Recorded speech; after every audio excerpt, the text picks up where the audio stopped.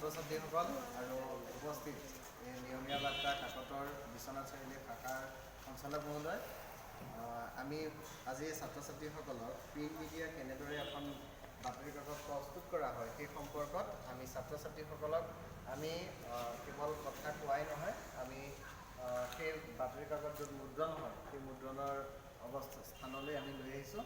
আমাৰ মাজত উপস্থিত আছে এই শাখাটোৰ সঞ্চালক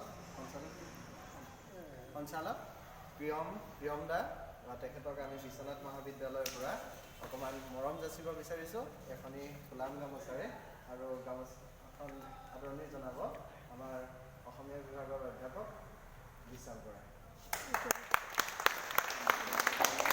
দৰকাৰ হ'লে এখন প্লেট এইখনে আৰু এক্সট্ৰা দেখাব লাগিব নাই আৰু এইখন প্লেট ইয়াত কম্পিউটাৰ মেইল ক্ষেত্ৰত বস্তুটো ডাউনলোড কৰিব।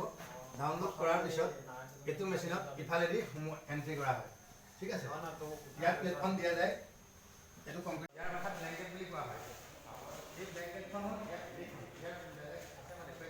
ইয়াত ল'ব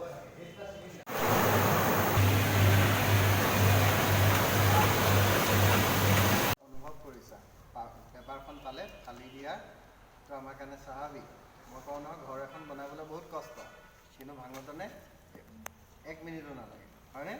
গতিকে ইয়াৰ লগত কিমানবিলাক মানুহ জড়িত হৈ আছে, সাংবাদিক জড়িত হৈ আছে। এখেতে ক'লে চাব এডিটৰ আছে, প্ৰুফ ৰিডাৰ আছে, কম্প'জাৰ আছে, তাৰপিছত আকৌ প্ৰুফ ৰিডাৰ আছে, DTPৰ অপাৰেটৰ আছে, তাৰ ওপৰত আকৌ এজন সম্পাদক আছে, আৰু এজন সম্পাদকক 2 লাখ টকামান দিলৈ বহাই ৰাখে। বেছিয়ে হয়,